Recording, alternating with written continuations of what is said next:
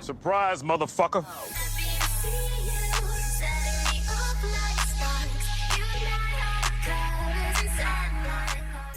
Welcome to another special episode of the Working Class Podcast. We appreciate all your love and support and your kindness. We are proudly sponsored by Boutique Infinity Tan and Salon at the top of the White Rock Road. Best sunbed facility you will ever see. And also none other than the best competition page in the world, our Kings. Yep. We have none other than houses for sale, cars, There's a Lambo up now. Green holidays, Lambo is a batter. Lamborghini for 25p. Get on that, folks. These deals cannot be matched anywhere else. And don't say it's not the best odds, because the fuck it is the best It is odds. the best odds. And we can say it if we want. Yeah. Because it is. So go on, sign up. There's loads of good deals on there, not right, Steve? Yeah, amazing. And don't forget to come on the 1st of November to the Balmoral. We love you the best. Enjoy the flotilla. The flotilla. Aye. This is good that you're here to tell. You can That's tell why. us. That's what I've always been doing, trying to raise awareness. Yeah. Once people know what's actually going, see, once the blinkers come off, like what's seen cannot be unseen. At the end of the day, you just go like, holy fuck, and then you join all the dots up. You know, it's not just Palestine. It's Cuba, it's Venezuela, it's Iran, it's China, it's Russia. It's fucking. It's been going on for hundreds of years, This is thousands of it, years. mate. Fra, mate, welcome to the podcast. Good to have you on, mate. Name is Fra Hughes. Yes, Mate, to meet you, Fra. I've Uh, heard good reports anyway, big man. Would you be able to give us a wee bit of background on what it is you do, just for people who For the don't know who lovely you viewers are? here, we've got. My name's Fra Hughes. I'm director of Palestine Aid. It's a locally registered charity. Since like March 2024 until September 2025, we've sourced 267,000 meals on the ground in Gaza. So while people are raising tens of millions of pounds for the likes of Medical Aid for Palestine and for Troker and for all these different international organisations, they have like huge overheads. They have like CEOs and 150,000 pound, secretaries, offices, fundraisers. We've none of that. We guarantee that all the money that's donated to us Go to them. goes directly to Gaza. We have a volunteer group on the ground in Gaza. We're volunteers here. Nobody gets paid, no offices, no overheads. Our bank charges something like £13 or £15 a month bank fees. And every time we send money to Gaza, it's like 35 quid for the transfer fee. So outside of that, whatever people give us goes to Gaza. Fair Fuck, play. That's good going. That is good. That is, mate. So, how long have you been following that, like the sort of Gaza story? Have you been following that, would you say 2010 or? No, in and around 2010, for a lot of people, there's like a wake-up moment. There's something that happens in your life. It could be having a child, it could be getting married, could be divorce, could be bereavement. Like things happen in people's lives that send them off on a different path or a different journey. So for some people, it was the 7th of October 2023 and the beginning of this current genocide. But for me, it started with Operation Cast Lead. Now that was between December and January, I think 2008 and 2009. Well, they murdered 345 kids in Gaza, the Zionist regime, over a course of like 10 to 12 days.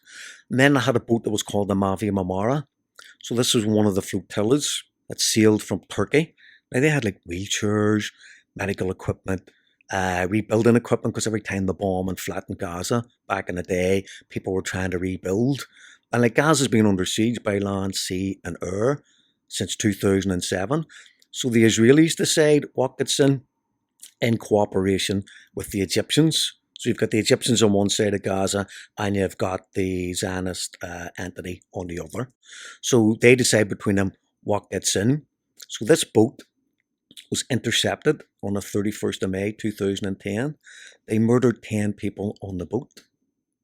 Now, I just got on the social media 15 years ago. I was on Facebook. So I was like following the tracker that some people might have been following recently for the latest flotilla to see where it is in the sea, to get updates about what's happening. And then you kind of heard, you know, we're being challenged by the Zionist Navy. And then there was like radio silence when they'd been cut off. So they murdered 10 people on that boat. And for me, that was a galvanizing moment.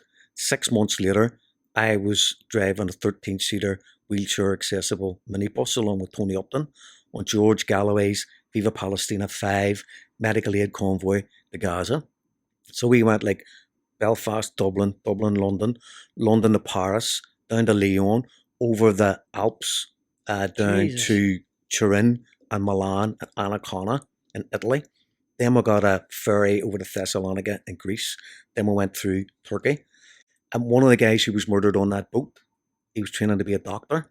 He was an American Turkish citizen, and his name was Furkan Dogan. His dream was to cure blindness in Africa. We see the young kids with all the Big flies, stuff in their eyes. and their eyelashes all turning and stuff, and whatever it is, they go blind. His dream was to cure blindness in Africa, and he's murdered on a humanitarian aid ship, bringing wheelchairs to Gaza in 2010.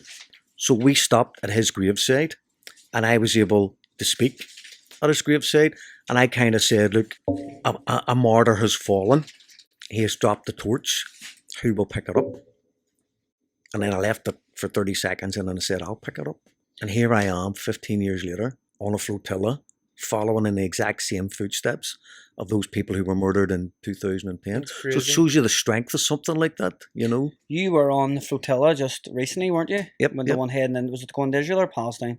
We were going to Gaza. Gaza? That was our plan, to bring medical aid and food. Specifically food, because of the starvation policy being used there. Your girl, Greta Thunberg, she was on your ship, wasn't she? Greta was on our ship. Mandela, it's the grandson of Nelson Mandela. Tag Hickey. There was I've seen his videos he was making online. I have a lot of respect for Tag. Yeah. I'd never really met him, as a person. We all have, and Greta's the same, and so's Mandela. People have there's the public persona. They don't have a public persona. That's what's portrayed in the press and the media. They say this is who this person is, this is what this person believes, this is how this person interacts and talks to other people. But all I can tell you about Greta is she cleaned the toilets like everybody else. She dried the dishes when I washed them one night. She did a drone watch. And we had, between the crew and the participants, we had 28 people on our boat, the SS Alma. So we had only 6 berths. So we were rotating people from the 6 beds in the cabins onto the floor, and from the floor onto the couches on a rotational basis. When she came on the boat, we offered her one of the cabins just because of who she is. And she said, no, I'm an activist. I'll play the same role and take part in the same activities as everybody else on the boat. So I met an activist. Her name might have been Greta Thunberg, but that's who I met. Mandela, he had a really kind of respectful personality. I thought I was very impressed by him. I was impressed by Greta as well, because hers and Grace's, she's just... They're all just human beings as well, trying to do their bit, like. 100%. How long were you on it for? How many days would you have been on that ship? I was away in total 42 days. It's a long time, That is guys. long. That's near 2 months. It is. Aye. And Does your head ever start to go or anything when you're on it that long, like?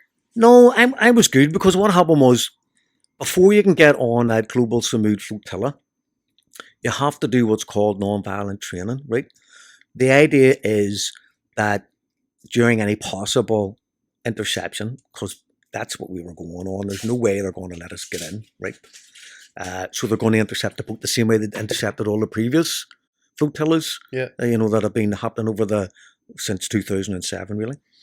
So we did the non-violent training so that at an interception, we learned to de-escalate and not escalate. So if they're being violent with one person, the last thing you want to do is jump up and go, here, leave them alone, stop what you're doing, try and intervene, because that raises the tensions for everybody involved in the situation. You want to de-escalate it? 100%. The way I looked at it, we had the 2-day training, and then with more training on the boat, we had drills, man overboard, ship on fire, ship sinking, and interception. And during the interception drills, I'd say to people, look, our focus here is going to Gaza, 100%. That's what we're focused on. See if this boat gets intercepted, our focus stops being on Gaza, because we can no longer go there. Our focus is on making sure we get to come home in one piece, so we can come back again at a future date. Yeah. So I was saying to people, look, they're going to come on, they're going to have a plan. Their plan would be to secure us, the prisoners, in inverted commas, right? To secure the boat and then drive it to Ashdod, because that's what they've done in all the previous things. Then you get arrested and brought through, or detained and brought through immigration, and then brought to the prison, and then eventually deported home. But I was saying, just they're going to do it. no matter what we do, that's what they're going to do. So I'm not suggesting we make the job easy for them. But the best thing for us is just to go along with whatever they say, head down, lie down, show us your passport. I mean, a lot of us was in the train and I was just really reinforcing some of it. But the Jesus important thing Christ. was just to take it really, really easy. So I was on the Alma, right? That was the second lead ship in the flotilla. The SS family was the first. So I'll give you a quick wee sequence. We left Barcelona on August the 31st. Now, for 2 days before we left, they had a big stage at the marina in Barcelona. Hundreds of people milling about and people singing songs. But on the day we were leaving, behind the main stage, they had an area for the participants. So we all gathered in there, about 300 of us, maybe more. In fact, it might have been closer to 500. And what they did was, well, there were some people joined us in Tunisia, so we'll say 300, 350 people. Tiago from Brazil, he's one of the main leaders of the flotillas. He would get up and say, right, the SS Taijeta, Captain, put your hand up, go and stand in the corner. Then they call out the names of people on the boats. Some people had 5, some people had 9, some people had 11, some people had 20 passengers on the boat. What type of boat are you talking about? Would it be like a proper ship, like? All different types, right? See the bigger boats? The bigger boats like the Alma, we were like the mothership. We carried 50,000 litres of diesel. And every couple of days, the smaller ships. So you imagine going down to a marina, down a Bangor for the sake of conversation. You see the ships that have the masts, but they've also got outboard motors. So every 4 days, them ships would pull up beside us and we'd be handing over, they're like 5 or 10, probably 10 gallons of diesel, handing over 20 of them and handing over fresh water and stuff. Is that right? To keep the other boats going along the trip. So if you can imagine a small boat that has like 4 beds on it, sleeps 4 people, but they'll probably put 7 or 8 on it, right? And then you go up through the line. So we had 4 crew, 24 passengers. Our boat was class because you could walk around our boat. But I had friends like Cormac O'Daly. He was on the Ulara at one stage. It's a sailing ship. So you just picture you walk on the wee gangplank. There's the big round wheel for the captain, right? Yeah. Then you go down inside the cabin and there's only room for like 4 or 5 people. You can't really walk around that. I mean, like lying down at the front of it nearly takes up all the space at the front of the boat, So we were lucky. We were on one of the big boats, and we were on it for 28 days. These weren't like sardines, like some of them. No, there was a wee bit of room. No, I made myself a promise, a commitment to myself before I left. Right. First of all, I made the commitment: if I apply and I get accepted, I'm gonna go. There's no point applying if you're not gonna go. Then, if I'm gonna go, I'm gonna see it through.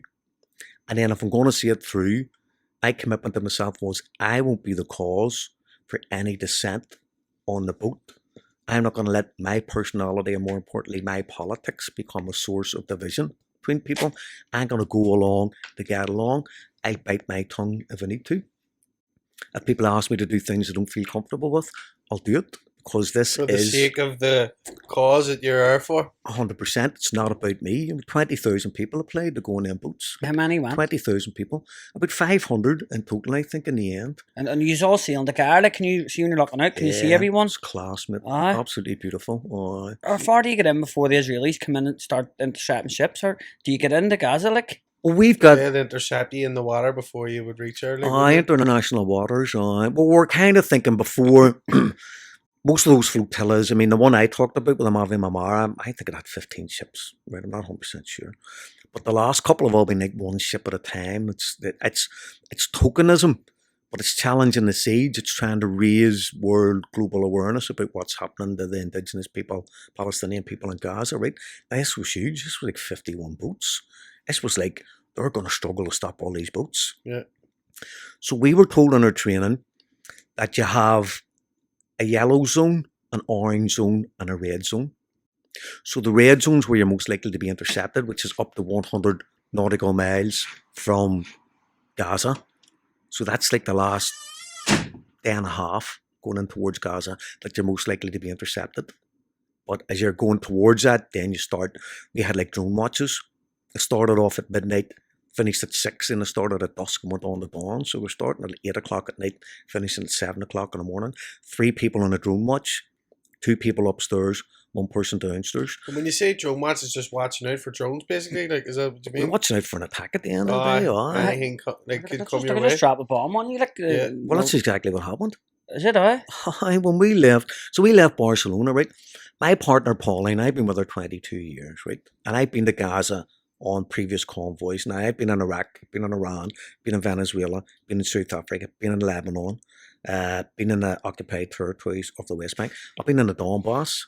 I don't know. What's that one? On a separate issue, 2014, you had a fascist coup in Kiev in Ukraine. You had the democratically elected leader had to run for his life, and you had fascists put in power by the CIA, in my opinion, and MI6 in a false coup. So the people in Eastern Ukraine refused to live under these fascists, like 100% neo-Nazis. They said, we're not living under, like, the coup wasn't in our name, we don't support it, we're not. If you had a fascist coup in Ireland, and you decided, well, the West Belfast isn't living under a fascist coup, we don't accept it, we're going to leave and set up our own state. Yeah.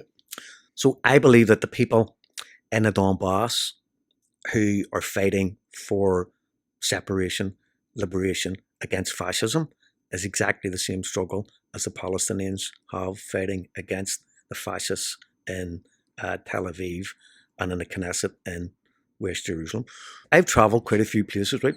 Yeah. So I was telling Pauline, I says, Pauline, don't be worrying about me when we go away. It'll be the last 2 or 3 days before anything's going to happen. So we're supposed to be away for 18 days or something initially, and it turned out to be 42, right? We're supposed to be away for 18 days. I says, don't worry until I phone you and say there's something to worry about. So we went from Barcelona to a place called Sidi Bou Said in Tunisia. Right. So we were in the harbour outside the marina, and the Malaysians had offered to put people up in hotels because we'd been on the boats for, I don't know, 7 or 8 days or something. So the first night we were in Sidi Bou Said, 18 of our passengers all got on the wee Zodiacs, taken into the customs, and then went down to Tunis, the capital of Tunisia, and stayed in hotels for the night. I was on drone watch between 12 midnight and 4 a.m. So at about 11:15, I thought, I'll get my head down for an hour. I'm not going to sleep, but it's better than sitting talking to people and smoking roll-ups constantly and drinking black tea, right? Yeah. So I got my head down about 11:15. About 11:15, I heard all the shouting and running, you know, on the upper deck of the boat. I said, I wonder what's going on there. And I got up and have a look. I got up. The family boat that had Tiago and the steering committee members and the media personalities was on fire. Oh. I was Who put on fire? 30 feet away from us. Yeah. Well, their CCTV camera showed a liquid being dropped down onto the deck of the boat and then being ignited. So it looked like a firebomb was dropped down from, like an upside down petrol bomb. You just saw this flammable liquid on fire fall down on the boat. And then the flame hits it. Aye. And then see about 6 o'clock in the morning, we saw the Tunisian forensics people on the boat with the border suits and all on. Yeah. So they said later on that day, a carelessly discarded cigarette set fire to some of their life jackets, and that caused a fire. And we were all going, but the CCTV shows the thing, you know, being set on fire. That's sort of balls at us, like. Well, that's what the Tunisians said, right? So that night, because I'd been on the first night, they were rotating people. So then I went into Tunis for a night, and Tag Hickey and Qasimi and a few others were on our boat. Our boat, the Alma, was attacked the second night. But our crew had deployed our fire hose. So you got a fire hose just like firemen have, right? On the actual ship? On the ship, specifically in case there's a fire on the ship, right? So they've got these big heavy things, duty, like cloths that put them all in. So they had them deployed. They didn't see the drone, they heard it. They heard this, you know, with the wee things going. Yeah, there we are. The wee You wouldn't rotors. see it at night time, like, you wouldn't see a drone, like. No. People say watch out for the red and green lights. If we're going to attack you, they just turn the lights out. You don't even see anything. You know, the next minute it's You above can't hear them, but alright, you can. We've a video. Yeah, no, that's what alerted them. They heard the, what do you call it? Somebody says, I think there's a drone. We've got one of our guys standing on the deck of the boat, we had a wooden deck, and he's pointing up in the sky at the drone. I swear to God, he couldn't be no more than about 6 feet away from when they dropped the, what do you call it? They dropped this fire incendiary thing. One of our guys was sleeping it was cooler to sleep on the upper deck of the boat. Because see, in the cabins, it was roasting because the heat from the engine just come up into the cabin. And so many people in it. It was like a sauna. Yeah. One of the guys was upstairs sleeping. He ended up getting burnt here and burnt inside of the face because when the liquid came down, it sprayed out. So he got some on his arm and stuff. They were able to put that thing out in 15 seconds. And then they had like the remnants of the incendiary device. So then the Tunisian government gave us a full military naval escort for the rest of the time we were in Tunisian sovereign territory. And it's not because they wanted to protect us, but the second one proved that the first one wasn't a discarded cigarette, Yeah. that the flotilla was under attack. So you were basically being watched then by a drone. You'd think that, like, coming into Tunisia or maybe even before it, for them to start that attack, you would say? Well, we're guessing that, I mean, those drones don't have to be that big. Yeah. So anybody living or someone with a van who could travel to an isolated place and get out the binoculars. You don't even need the binoculars. You'll have the, what do you call it, the cameras on the drones. You could get it out the back of a van, load it all up, and go out. So they tried to disable 2 of the boats in Sidi Bou Said in Tunisia. But the only reason why the Tunisians give us that naval support, we had anti-drone technology, right? So how does that work? What would an anti-drone, like, would it, It's class. could they not fly into your like where you are? Is that the way that would work? We went from Sidi Bou Said to a place called, I think it's Berzerts. I'm not 100% sure how to pronounce it. And what they had was, when we went into the port, they had a guy, it looked like a heavy-duty machine gun, but it had like 3 barrels on it and a sight on the top. And I don't know how it works, but I assuming with the sight that he can point it up and it can somehow interfere with the navigation or whatever for the drones. That's But- good. Like, That is good. How far did you get into? Like, did you get to Gaza? We didn't get to Gaza, no. We left Tunisia, and then another 11 boats were attacked about 2 nights later in international waters. Anyone killed? No, thankfully. Nah. Thankfully not, no. that's good. Fuck. It's not like the fucking Israelis to do that. Oh, you're Well, usually see- a lot worse. Like, Yeah, see, to be honest, I mean, I thought to myself, when I didn't blow the boats up in Tunisia, they were trying to disable them. They weren't blowing them up. So I had it in my mind, they're not out to murder us here. They're out to stop us. They're out to demoralise us. They're out to frighten us. But at that moment in time, I didn't think they were out to kill anybody. Did you just using their scare tactics on did you. you have media with you? We had people on the boats who were going, there was the Global Their Samud own Flotilla social tracker media and stuff. thing you would've used. Did I see a video on TikTok sitting there on the I deck of a seen your boat? man tag Kiki's video. Like, I might have been- remember seeing it. Tag interviewed a few people on the boat. We were having a conversation, right?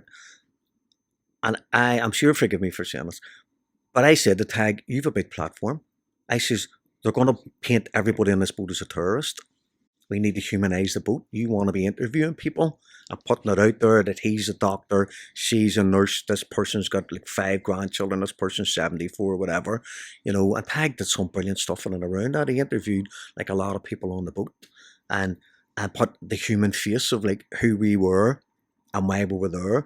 And he's a huge media following. Like 350,000 people follow him, I think, And it on just shows Instagram. shows that you aren't terrorists for anybody trying to paint that picture. Exactly, because they said from the second we left Barcelona, your man Smotrich and Ben Gavir, they were saying these people are terrorists. This is supported by and sponsored by Hamas.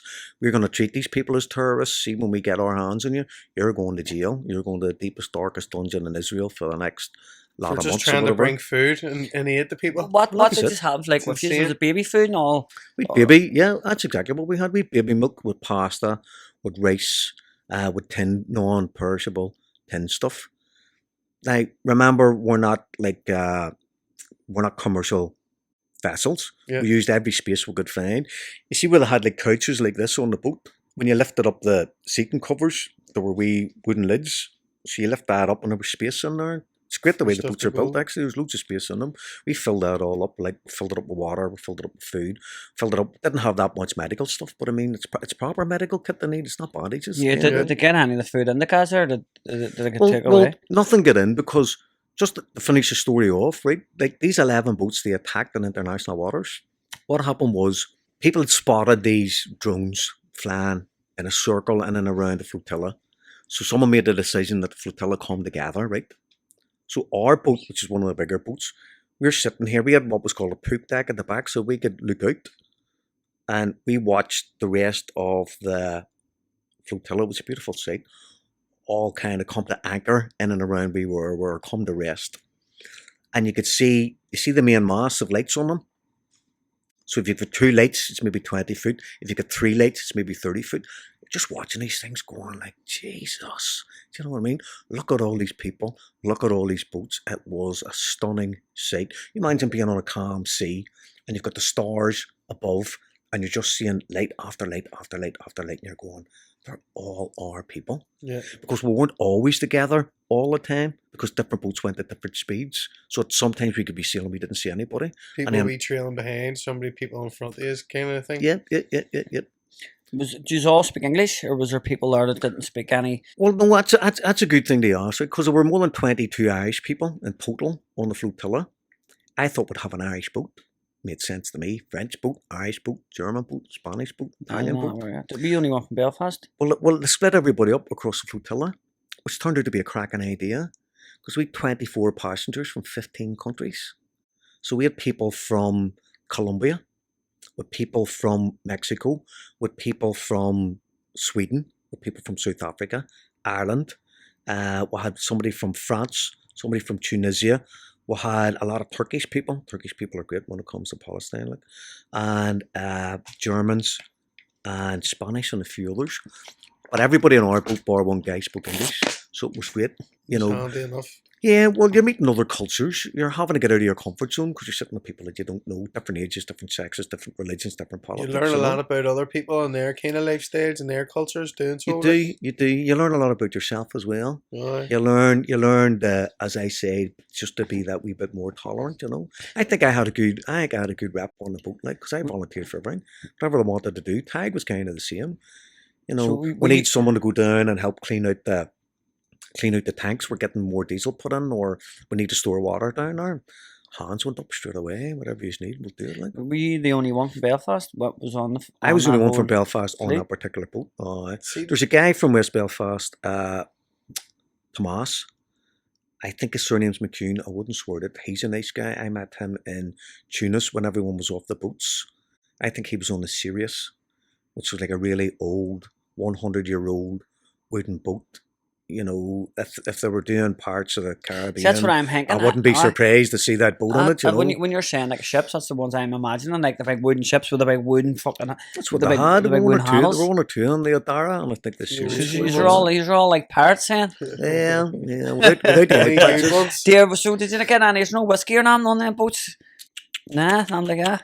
No drinking whatsoever. Everybody's just on the roll-ups and the black tea. Is that what you were saying? That's what I was on. Bear in mind, guys, we were going to Gaza. Yeah. The last thing you want, 2 things. You can't have people drinking on a boat in case somebody goes overboard, right? Too dangerous. That'd be me fucked. It's not a party boat. Do you know what I mean? We're going to Gaza. There's people starving. It's a genocide. We're not on a jolly. We all had that very much to the forefront. People felt even guilty sometimes, like eating food on the boat when you're thinking like these people are starving, and Right enough. and we're sitting having dinner and having.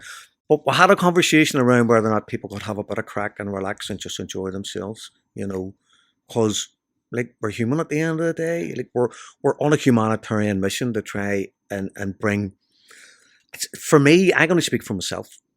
It's more about raising awareness so that people back home, not just here, but globally, people are aware of what's happening. People are aware of the starvation and stuff. To me, that's what it was all about. Solidarity. I actually said, if you watch Palestinians, when they're being bombed, and they're being murdered, and they're being maimed, and they're being tortured, and they're being starved, they'll say on television, where's the world? Where's humanity? Why have you forgotten about us? Yeah. I would say to you can't people... ignore it. It's hard to ignore when it's right down in front Absolutely, of you. social media, mainstream media, it's dead as far as I'm concerned. People are trying to act stupid or turn a blind eye to stuff that's really happening in the world, and it's important to speak about it and spread awareness about it, but yet there's still half of people, even in this population, or wouldn't even speak about it or bat an eye. Do you know what I mean? I do think the media's done a good way of hiding it. Like it hasn't been. It's only starting to be on. You're starting to see about Palestine on the news. Controlled. For years, you wouldn't have seen anything ever to do with Palestine, but you are starting to see wee bits, and you're starting to hear wee bits on the radio. But I suppose that's just moving in the right way. But you've been there many times, 3 times.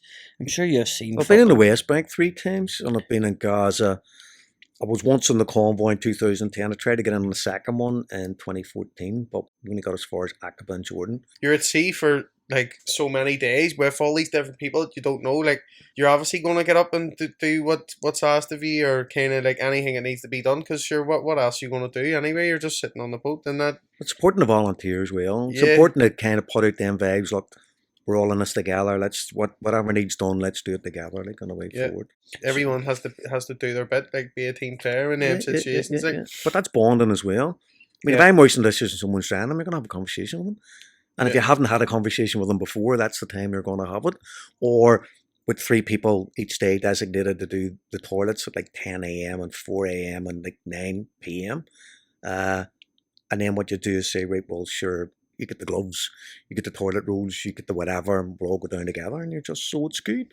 Yeah. And So- the drone thing was the same, mate. Some of the best conversations I had with people were on the drone watch at night because it's just 2 years in the upper deck. You've no You just choice start but to having sit and talk away. Like, Well, you could ignore each other, or you could be sitting mesmerized by the stars, looking for the drones, or you could just like try and pass the time. When the Israelis come on and again intercept the ships, did anyone go to sales, or what happened to everyone? Did Greta, what happened to her?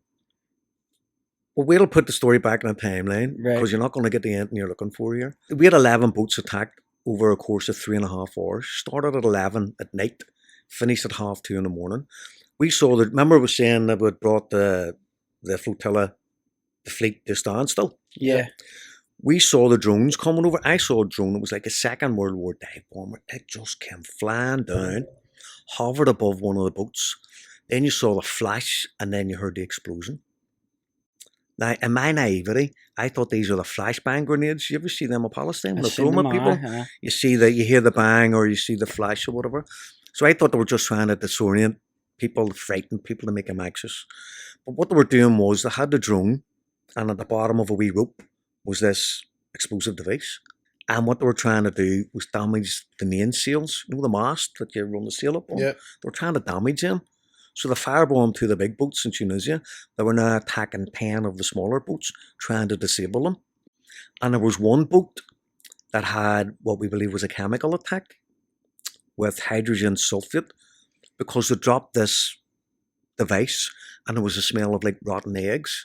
Now you can actually choke to death with it. Like, it's an asphyxiant, stops you breathing. The way like CS gas and all makes your eyes run and makes you cough and you can't breathe. This is something very, very, very similar. So they tried to destroy 11 of those boats. Now I was on the Alma for 28 days. And see the family boat, the one that had been the first one attacked in Tunisia, it broke down. The oil started running from the engine into the Billswater. fuck. So that boat had to be abandoned outside Crete. So then Tiago come on the our boat, the Alma, and says, guys, we want the steering committee to stay together. We're going to need volunteers to leave this boat. So then we had like a boat discussion and about what was going to happen. And our boat coordinator, Tara, says, right, guys, you've heard what they're saying here. We need people to volunteer. Is anyone willing to volunteer to leave, right? So when she said that, I looked down at the ground and I said to myself, what's the right thing to do? And for me, the right thing to do was to put my hand up. Because I put it up for the drone watch, I put it up for everything else that needed done. Oh, you volunteered for everything else, so you may as well See- volunteer. See, when we said we need 4 people to go down and help clean the bilge out, we need people, we're going to form a human chain to hand over these 10 gallons of diesel and stuff. I volunteered for everything. A lot of people did. I just thought it was the right thing. It wasn't my boat. It was the Global Samud Flotilla's boat. I was lucky to be on it for 28 days. And I thought the only reason I'm on this boat is because these people on the steering committee had made this possible. So I had no issue then with leaving. So I was offered a couple of different boats, and there's a story there, but I'll not take up too much time on. I was offered a couple of different boats. The captain says to me, you want to go to the Thai jetty? Because that boat's really, really, really fast. It's a cracking boat. There's only 5 people on it, and there's 9 berths. We're going to have plenty of space. So I get in the Zodiac the following morning. So this was on a Saturday. It was decided that we were going to, or a Friday, it was decided that people were going to volunteer to leave. So on the Saturday morning, I got in the wee Zodiac and he took me over to the other boat. And as I was climbing up the wee ropes on the side, our chief engineer from the Alma was going down the other side of the boat. And I was going to myself, like, I wonder what he's doing here. So I got on the boat. He left the boat. Within 2 minutes, the captain said to me, I don't know why the fuck they put you on this boat. We're broken down. Oh. So I'd spent 28 days on the Alma, 4 days away from interception. Yeah. I'd volunteered to give up my spot. I stand over that decision. That was definitely the right thing to do. I was end up on a broken boat.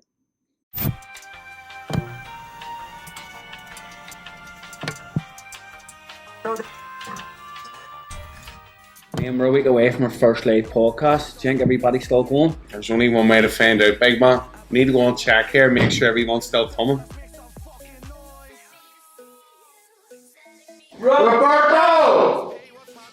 Well, what's happening? What's happening, big man? How are you? It's all good. Good to see you, mate. Mate, the 1st of November, are you definitely going? 100%. Tony's one that there. I'm absolutely positive for it. Good man, mate. Good. Can't wait. It's going to be so crazy. I see you up for it. Yes. See you, sir. Stilo, what's happening? I know you're on your holidays, mate. You look like you're enjoying yourself. We just wanted to make sure you're still coming on the 1st of November.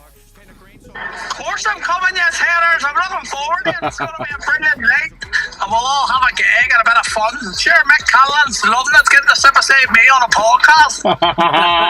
Yeah, right. Here, mate. He lives in the middle of nowhere. Give him a shake. Costa! Calvin, name what he is what now, boys. I'm working here. November 1st up in the Balmore doing a podcast.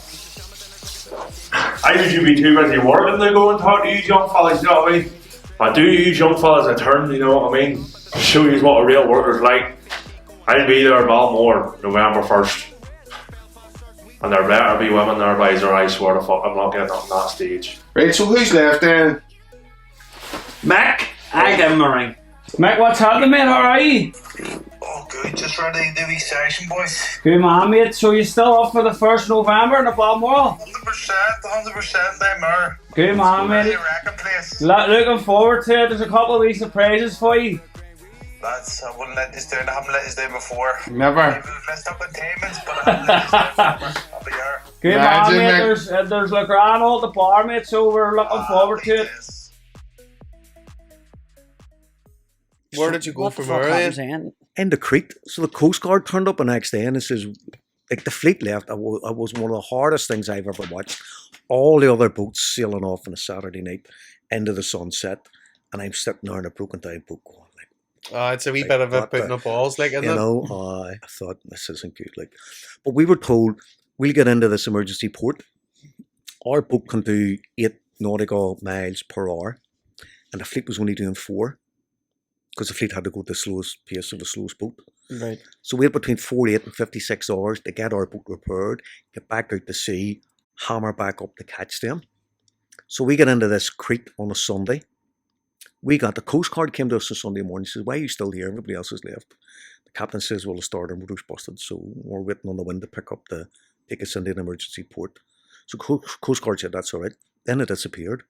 Then they go back 2 hours later and says, why haven't you gone anywhere?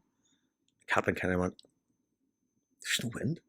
We can't go anywhere without till the sails Bit of fill. wind pulling you. So the Coast Guard says, if we give you a tow, don't tell anybody because we don't want to go through the paperwork. So the Greek Coast Guard towed us for 3 miles in towards this emergency port, which was the electricity station in Crete. So they had a private jetty, for the oil tankers to bring in the oil. Yeah. So we go onto this jetty, 7 kilometres from a cup of coffee, from a beer, from lunch, from anything, like middle of absolute nowhere. So I made the suggestion, see if the starter motor was going on my car, I would go and get a reconditioned one. I would just drive to scrappers and pick one up. I says, why don't we just get a reconditioned one or just get a new one? But the decision was made to get it repaired. So 1 day turned into 2, 2 days turned into 6. So after 6 days, we got the starter motor repaired. Then we needed a seaworthy certificate before we could leave port. So we'd missed the interception. That Greta and everybody else had all been detained. Right. Boarded the boat. There's me. My mind was totally fixed on that all the way through for the 28 days, doing my drone watches and volunteering for everything. And then I end up on a boat. It's broken down and stuck in Crete. But there was a second flotilla going, the Conscience and the 1,000 Madeleines. We were hoping to join that. All I can say in my defence is I ended up 8 days in Crete in the middle of nowhere, and I refused to go home so long as there was an outside opportunity of our boat getting fixed. Do you imagine going home and finding out that your boat had set sail and caught up with everybody and or joined the second Oh, flotilla? yeah. Be But gutted. you missed out on obviously getting intercepted by the Israelis, so you're not sort of fucking. Everything happens for a You're reason. not sort of glad you would get stopped in going fuck. I'm scumbag. Would have had me here. Hundreds of people have said that to me. There's a reason why you ended up on a boat that was broken down. I'll say two things quickly, but see my passport? My passport has stamps from Iraq. It's got stamps from Lebanon. It's got stamps from the Syrian Arab Republic before ISIS took over on behalf of America, Turkey, Qatar, Saudi Arabia, and Israel. And I've got stamps from like Venezuela and other places. My concern all along is I'll get the 10 with everybody else. See, if I was them, I'd be going, who is this guy? I've been in Lebanon 3 times, been in Syria 5 times, been in Russia, Some been in history, Venezuela. I didn't want to be a person of interest and have them, what do you call it? And then they don't like displays of support for Palestinians. So if you're wearing a keffiyeh, they tear it off. If you're wearing something like this here, they rip it off. If you have something like a Palestinian, medallion on, they'll rip it off. And of course, like I have this here. What's that mean? What is it? Can't rip that off is correct. That's called a handala. That's a cartoon character. He will only turn around when Palestine's free. So I was Right. just thinking, between my passport, between that tattoo, I could You're get myself fucked. in a lot of Really? bother here. Like, you They know. touch you, Silver. Well, anyway, so I wasn't intercepted, and to my credit, I stayed to the very last minute. It was 2:00 in the morning, Sunday morning, when I got a message saying, "Look, thanks for trying to see it through. This boat's now going to be in the next flotilla. It's time to stand down and go home." So 12:00 Sunday afternoon, because we're 2 hours in front, I says to Pauline, book me a hostel in Heraklion for Sunday night. Book me a flight for 5 to 11 on Monday night to get me into Belfast for about 1:30 Tuesday morning. A couple of people says, Fra, we'll come and meet you at the airport. I was going, look, 1:30, 1:45 in the morning, I wouldn't ask anybody to do that. No, no. And plus, I'll be in a bit of a hurry going through the airport. So I ended up coming back on my own, not a son in the airport, getting the last taxi, taking me to our down for 35 quid at like 2:00 in the morning. So that was the end of my journey. But I'm going to tell you a couple of stories, right? Because I met a lot of the guys in Dublin now. We had a reunion on Sunday. Greta Thunberg, I've been told, was trailed by the hair, and they took an Israeli flag and put it to her lips to make it look like she was kissing it. They took photographs of her, right? Now, strip searched everybody. Now, none of those people are criminals. They hadn't broken any laws. They were kidnapped in international water. Do you know what I mean? The war crimes are being committed by the Israelis. But I also understand when you go through a prison system, it's stripped. And then you're handed a prison uniform, as we're well aware of in this country. So Tag Hickey told a story on George Galloway's show, Moats, the mother of all talk shows. You ever watched that? I haven't. Wednesdays and Sunday. It's class. Highly recommend it, along with this one. I follow your man George Galloway on Oh, he's Instagram. good, all right. I'd like to count him as a friend of mine. I mean, Yeah. I was on his convoy in 2010, 2014. I electioneered for him when he got elected in Bradford West, I think, in 2016 or something, 2018. Anyway, Tag Hickey was on the show. Tag Hickey was explaining what happened after interception that went through. We had a 71-year-old captain of one of the boats. He's an Irishman from Cork called Paddy. Paddy's type 1 diabetes. So when you're detained, they take everyone's medicine away from them, right? Now, you can't take insulin away from someone who's a type 1 diabetic. They'll go into a diabetic coma, possibly die. So Paddy was in a cell along with some Algerians and Libyans, and they started creating a bit of ruckus. They wanted a doctor to give this man his insulin. So Tag and the guys that were in his cell, there were like 13 people in a cell, they started a bit of a ruckus. The guards come down, what do you want, what's happening? Get that man a doctor, he needs his insulin. They looked them in the eye, the guards, it's a straight from Tag Hickey, right? Looked them in the eyes and said, we don't have doctors for animals. Is that what he said? So that's how the guards were looking at the people who had been detained. You're not human beings, you're animals. And that's how they can murder people in Gaza, because they dehumanize them. Now, I'm not going to go into all this stuff about the chosen people and a hierarchy of victims, but some of these people do believe that we are goyim, that God created the world, then God created the Jew, and God created man, and God created the beast of burden. So we are seen to be not on the same level as the people who buy into this ideology. So do you mean Jewish people think they're better than everyone else? Is that what you mean? Because Zionist. Zionism is a political ideology, and you're right. Not all Jews are Zionists, and not all Zionists are Jews, because you have Christian Zionists. In my opinion, sadly, there are a percentage of people who follow the Judaic faith who believe they are superior to everyone else. They believe their lives are of more value and ours are of less value. To me, that's racism. To me, that's fascism. To me, that's Nazism. Yeah. So I distinguish between people who are Jewish as a faith. I have no issue with that. I distinguish people who claim to be Zionists, and I have an issue with that, because they're the people who want the state of Israel to exist.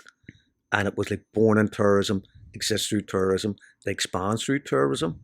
And you have a percentage of people who see themselves as the chosen people, that land was given to them by God 3,000 years ago. The majority of them are converts. They don't have any DNA that you can trace back, because they're all European. Nearly all the leaders of the Zionist state have been either Ukrainian or Polish.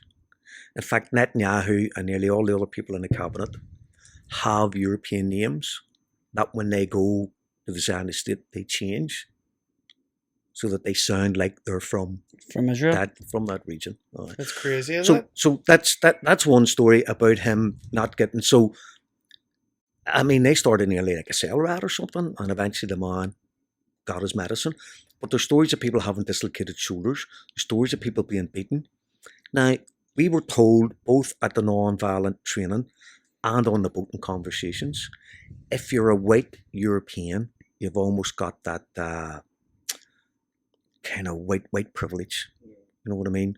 We've got the Irish government, not that they're good, the UK government, the French government. You know, there's a lot of power in the EU when it comes to Israel. But see if you're Malaysian, see if you're a person of colour, and see if you're a Palestinian whose grandfather left Jaffa, or whose father left Gaza or the West Bank, and you're half Palestinian, or fully Palestinian for that matter, the chances of you getting badly beaten and badly treated just goes into the stratosphere, because, again, in my opinion, a lot of these people are racist. And you have this wee book here. Do you want to show that up to the cameras there? This is Fra's wee book he's brought with us. Check them out. Where can you get them, Fra, if anybody wants to? Well, I've copies of them, obviously, like as the author, but you can get it on Amazon. I think they're $10.99. And it's called My Walk with Palestine. You've been to Palestine 3 times. You've fucking been all half around the Middle East. I thought I'd been about. That story's up to about 2000. That only goes, that's 2010 to 2014, 2015. I only really started knowing about Palestine the last couple of years. But now you know about it. I know. And what we were saying earlier, what's seen cannot be unseen. See, once those blinkers go up. So we have our internal conflict, right? We have our politics. We've had national wars of liberation for 800 years, right? We see the parallels with Palestine, that Western colonial white Anglo-Saxon footprint. See, if you look at North America, Canada, Australia, and New Zealand, see when you watch what they did to the indigenous population, it's exactly what they're doing in Palestine. It's white Europeans. It's replacement through displacement. So you remove all over the world. That's it. You remove the indigenous population. You steal your homes. You steal your land. Happened in Australia as well. They were treated. Crazy, they were treated as flora and fauna up until the 1950s. You can actually go on what they called abo hunts. You could go out hunting down Aborigines. They weren't treated under the Constitution as human beings. They were treated as flora or fauna. So you could kill them with absolutely no. Nothing would happen to you. No backlash. Will you be? Is there another one next year? What way is that work? How many times do they go a year? Well, they're talking. Unfortunately, now because of the weather you're going to have in the Mediterranean, we don't know this time of year. The wind starts picking up, the storms, the rain. So there won't be a flotilla before 2026. My fear is how many Palestinians are going to be left by the time they're ready to get another flotilla going and maybe March or April next year. You said 85% of Palestinians have gone. Gaza, yeah. It's all been totally destroyed, the whole infrastructure. Gaza was the most densely populated place on earth before October 7th, 2023. So you have, know how big Gaza was? Was. Gaza was 25 miles by 6 miles. It's the size of the Orange Peninsula. Have you been down the Orange Peninsula? Nah. Do you imagine 0.1 million people, the entire population of the north of Ireland, into the Orange Peninsula? You're talking about, like, I don't know, Donegal, Ardglass, Kilkeel, whatever that is, down along that coastline. The whole population of the north in there. That's what you had in Gaza. Now they've corralled all the people into 45% of Gaza. So I'm not a mathematician, but let's just half it. Yeah. Let's say it's 13 miles now by 6. That's double the population in a smaller confined space that doesn't have many like operational hospitals, doesn't have any running water, doesn't have electricity. You know, I mean, they've totally destroyed the place. And see, when you hear the official numbers given out by the health department in Gaza, the Ministry of Health, they'll say 68,000 people have died. See, if you listen to the Lancet, it'll tell you 600,000 people have died. That's it. What's that? A quarter of the population, is it? Over There you half a go. million. And I tell you who kind of verified that in my mind in a roundabout way. Somebody said to Trump about a month ago, what are you going to do with 2.1 million people in Gaza? And he says, you mean 1.6? And I thought, hello, he knows the figures. It might be a slip of the tongue. He knows the figures. Because by constantly moving people around, see what they did to the civilian population of Palestine? I looked at it the way, if a farmer has sheep, he gets the sheepdog to snarl at them and get them to move around. They were using bombs to get people to move around. They dropped leaflets. They sent people text messages. Your area, say it was like New Barnsley. New Barnsley needs to be evacuated within the next 4 hours because we're going to level it. And the people who didn't leave got bombed. And the people who did leave got shot. Trying to find somewhere else these safe havens. So if you believe the Lancet, now that's the British Medical Association's official kind of journal. It said 600,000 people. And the reason why I believe that is when you keep moving people around, who's going to do head count? No, it's People are hard to moving keep from track. Jabalia up to Al Nusrat down to, Durbala, whatever, all these different regions moving around. Nobody knows how many people's buried under the rubble. Fair play for doing what you do, because you're very passionate about what you do. Well, You're doing 20,000 people applied to go on that flotilla. 500 a pick. 500, yeah. What's your only spaces for 500? There's 100,000 have applied for the next one. Do you 100,000 think people. you'll be back out on a flotilla again at some stage? I told you, see the day that they sent me the message saying Fra, stand down, basically. I sent back a wee message saying, I give up my spot on the Alma. I'm not responsible for being put on a broken boat. I'd come here to complete the mission. I'd like you to put my name down first for the next flotilla. And the reply I got was YESSSSS exclamation mark. So I'm going to hold them to that. If there's another flotilla, which there will be, I want my name put down. Whether or not they stand over that, I don't know. You've but done your work, Well, Nick. here, like, there's fucking fair play to you. It's not many people could say that they've done that. And there needs to be more people like yourself, and it's good that you come on at the end and even says, more. This is the best way to raise awareness too, you know what I mean? Speaking to not just ourselves, but everybody who's going to be watching this too. 100%.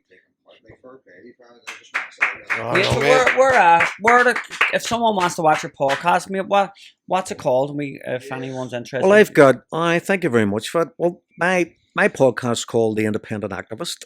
It's on YouTube, and I've got a Substack as well. I just want to give a wee call out just while I'm here. Go ahead. BDS Belfast, they are the strongest, most kind of best activists and some of the best people when it's coming to stand up for Palestine. Them guys are out twice a day, every day, taking those Israeli products from Home Bargains. They're taking them from Lidl. They're taking them from Sainsbury's. So I'd like to give a call out to them because they have inspired people, like globally. There's people in Scotland who come over who said, we started one in Scotland because we watched what you were doing. Now there's BDS in Uri and Craigavon and Lurgan and other places. I'm not saying they were inspired by BDS Belfast, but these groups are doing some real work. And that's all anybody here needs to do. Push, boycott, divestment and sanctions. Don't buy McDonald's. Don't buy Pizza Hut. Don't buy from Starbucks.